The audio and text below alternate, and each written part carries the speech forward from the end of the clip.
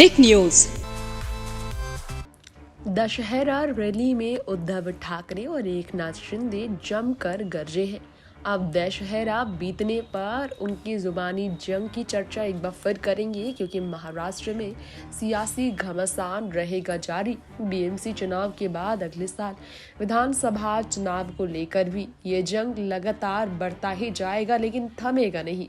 अब बीते दिनों पीएम मोदी से लेकर गृह मंत्री अमित शाह ही नहीं, एकनाथ शिंदे को भी धमकाते हुए उद्धव ठाकरे ने जमकर हंगामा किया था और कहा था कि महाराष्ट्र में शिवसेना का राज फिर से लौट रहा है।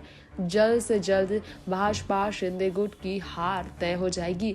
ऐसे में शिवसेना के संस्थापक बाला साहब ठाकरे की विरासत पर अपना दावा ठोकते हुए उद्धव ठाकरे से लेकर एकनाथ शिंदे ने अपने आप को हिंदुत्व का असली सिपाही बताया। अब शिवाजी पार्क में शिवसेना की अपने गुट की रैली को संबोधित करते हुए उद्धव ने शिवाजी पार्क में अपने समर्थकों से कहा, इस तरह की भीड़ का जुटना दुर्लभ और ऐतिहासिक है। उपस्थित लोगों से उन्होंने कहा, आभार प्रकट करने के लिए उनके पास शब्द नहीं है। इस तरह के प्यार को पैसों से नहीं खरीदा जा सकता। वो लोग धोखेबाज हैं। हाँ, एकनाथ शिंदे और उनके कैंप में शामिल लोग धोखेबाज हैं। यहाँ एक भी व्यक्ति ऐसा नहीं जिसे पैसों से लाया गया है। यही ठाकरे परिवार की विरासत है।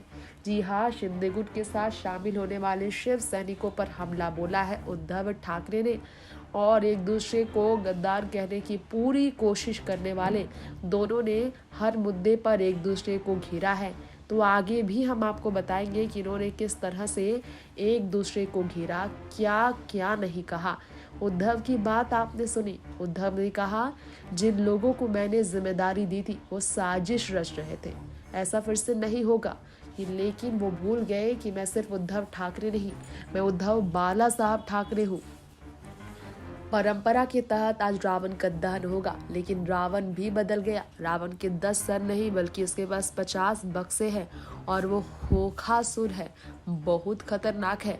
रैली को संबोधित करते हुए उद्धव ने कहा, एकनाथ शिंदे पर हमला बोलते हुए एकनाथ शिंदे को गद्दार कहते हुए विशाल भीड़ को देखकर गद्दारों को डर लग रहा होगा।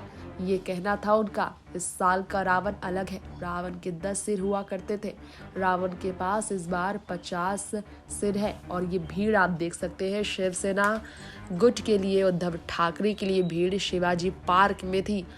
और तो और आपको बता दें, विधायकों को दिए गए कथित 50 करोड़ रुपए के प्रस्ताव की तरफ उद्धव ने इशारा किया एकनाथ शिंदे के खिलाफ कि करोड़ों रुपए देकर अपनी तरफ किया है नेताओं को। और तो और ठाकरे ने कहा, धोखेबाज अपने धोखे के नामों निशान मिटाना भी चाहे तो वो नहीं मिटते, माथे पर चिपके रहते हैं।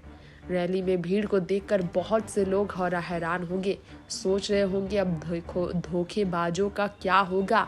शिंदे गुट को हिंदुत्व पर बोलने की चुनौती देते हुए उद्धव ने कहा, बिना बीजेपी की स्क्रिप्ट के हिंदुत्व पर बोल कर दिखाए एकनाथ शिंदे।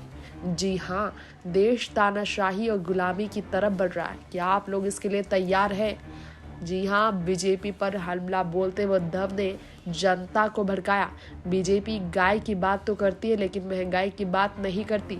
उद्धव ने ये भी कहा, बीजेपी से हिंदुत्व पर सबक लेने की जरूरत है।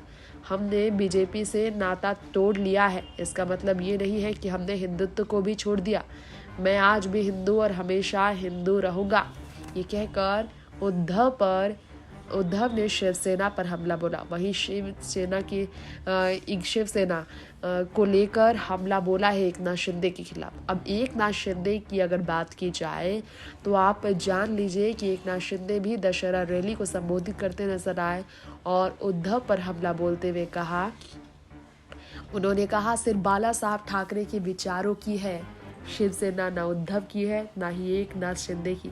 विरासत विचारों की होती है। बाला साहब ठाकरे की विचारों की वारिस है शिवसेना। गद्दार और खोखे शब्द का इस्तेमाल करने वाले उद्धव ठाकरे 2019 में जो गद्दारी हुई थी वो गद्दार भूल गए।